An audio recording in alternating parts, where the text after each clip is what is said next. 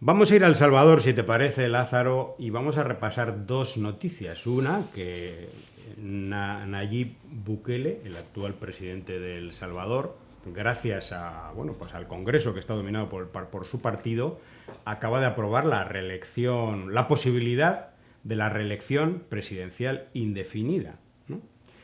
Y lo curioso de esto, al margen de que esto esté bien, esté mal, tenga derecho a hacerlo o no, lo curioso es que cuando estas noticias ocurren en países que no son El Salvador y que no son aliados de Estados Unidos, como es este individuo, pues entonces se nos cuentan de otra manera.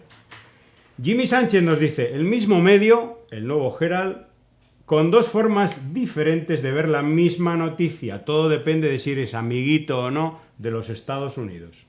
Noticia de hace unos años, Bolivia todavía era Evo Morales presidente, dice, la increíble excusa del presidente de Bolivia para atornillarse en el poder. Y ahora dice, Congreso de El Salvador afina Bukele aprueba la reelección presidencial indefinida. Qué diferencia, ¿no? Sí, pero no hay editoriales, no hay ataque, no hay una campaña contra eso, ¿no? ¿Y qué pasa, José? Mira, No, en todo caso dicen que se van pareciendo cada vez más a Chávez. es increíble. Hay una realidad y eso bueno, lo vemos cotidianamente todos los años cuando hay periodos electorales en cada uno de los países llamado Primer Mundo, de América Latina y el Caribe. Hablan de libertad, derechos humanos, de democracia y todo eso siempre que gane la derecha. Si un partido político, un partido de izquierda accede al poder, se le está orquestando un golpe de Estado o está sometido a injerencias de desestabilización del gobierno de ese país.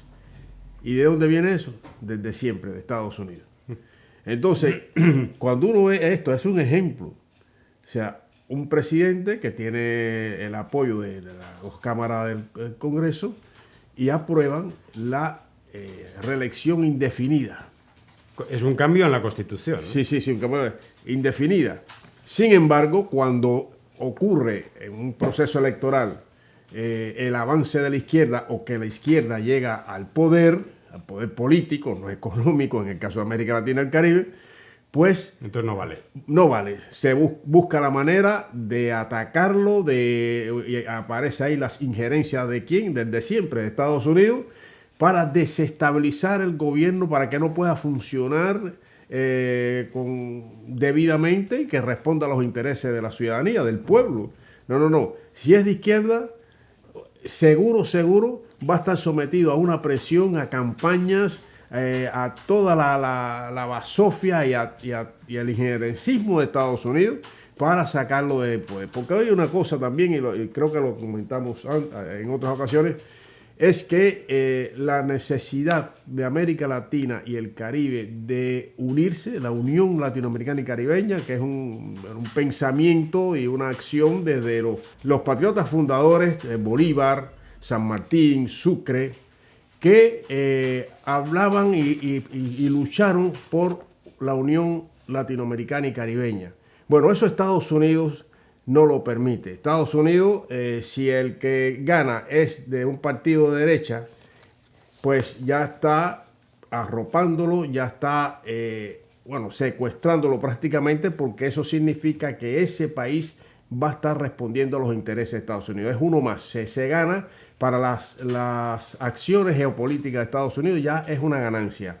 Entonces, si gana la izquierda, toda la prensa, y lo vemos, es increíble, toda la prensa, y ahí demuestra del lado de quién está, si está de los pueblos o está del imperio, cómo la prensa ayuda o es parte de esas campañas para desestabilizar gobiernos legítimamente elegidos, legítimamente. Y ha pasado en América Latina y el Caribe y sigue pasando. El caso de Evo Morales es un ejemplo. El caso de Cristina Fernández de Kirchner en Argentina es otro ejemplo. O sea, lo que huela a izquierda, ya no estamos hablando de comunismo ni de socialismo, lo que huela a izquierda, al progresismo, es atacado por Estados Unidos. Después hablan de democracia, después hablan de libertad. ¿Libertad de qué? Siempre que responda a los intereses de Estados Unidos.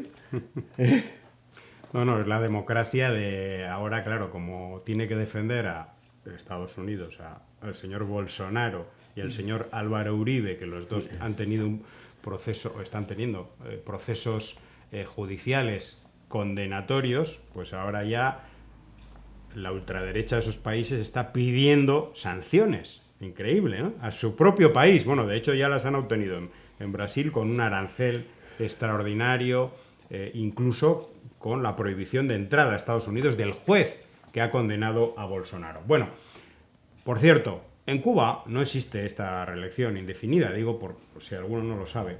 Hay 2 mandatos, máximo 10 años, lo que puede estar un presidente o presidenta. Eso se aprobó en la Constitución.